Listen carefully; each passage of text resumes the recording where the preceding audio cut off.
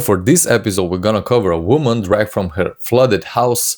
Then we're gonna go to a spearfisherman in Belize that was attacked on the head by a crocodile, and we're gonna finish off a large crocodile attacking a doctor. So stick around; it's gonna be a great show.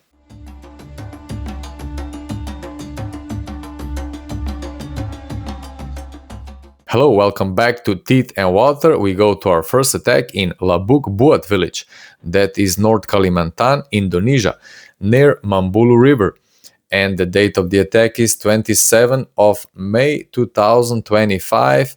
Munirah is 28-year-old female and she is 8 months pregnant. She is the owner of these stilt houses, are very often there in this area.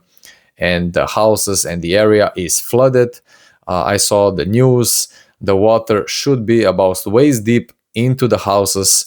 When Munirah was in the kitchen cooking, crocodile, apparently saltwater crocodile, got into the dwelling unnoticed and grabbed Munirah by her leg and started dragging her out of the house.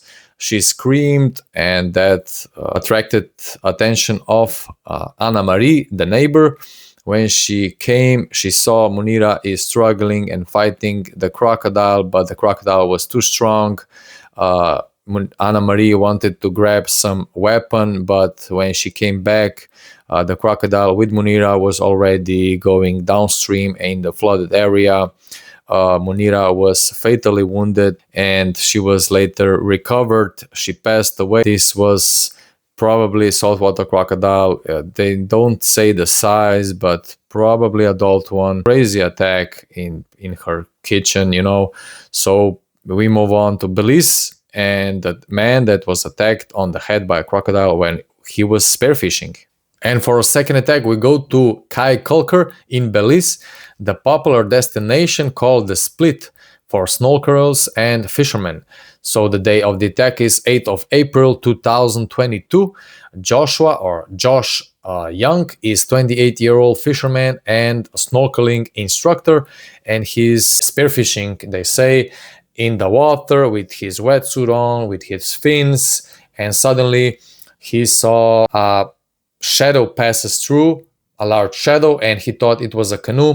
He went to the surface, look around, nothing there, get into the water again, when suddenly a crocodile latched onto his head. He was in shock. He said, "What F is going on?" I didn't thought about dying, but he started fighting this crocodile and it didn't let go. So he started swimming toward the shore with the crocodile still attached to him and trying to get loose, sticking hands into the crocodile's jaw like we already covered. It's a good technique, flooding the crocodile to save and to release you.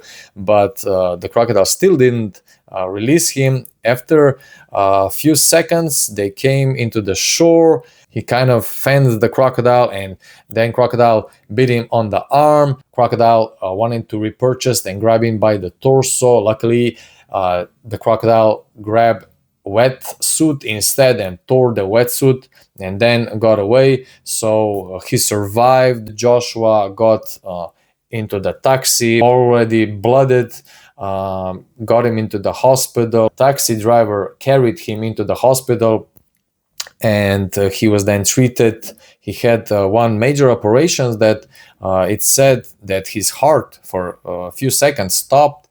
So he was in some danger after this attack. It was not so minor attack by American crocodile or Morality crocodile. It said 10 feet, so about 3 meters long, non-fatal, predatory nature. He didn't, stop. The crocodile was ferocious. So we move on to our last attack, third attack on the doctor by a large crocodile when the bank, when he was walking, gave away. The third and final attack, we go to Cooktown, that's on the River Annan, far north Queensland, Australia. The date of the attack is 11th of May 2024.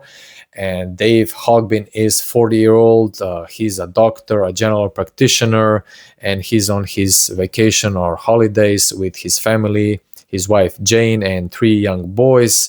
And they are walking near this on this trail near this river bank when suddenly Dave's ground just gave up under him and he slid down the river, muddy bank, about 10 to 15 feet down, it said, and then grabbed Jane. She, of course, wanted to pull him up. Dave noticed that Jane's feet was also sliding and she would fell, right next to him into the water, but he decided to let her go. So a few seconds later, when Dave released her hand, a large crocodile appeared, about 4.9 meter saltwater crocodile, and grabbed him by the torso and just took him away, took him under. So, he basically saved his wife by letting go of her hand. He passed away later, a few days.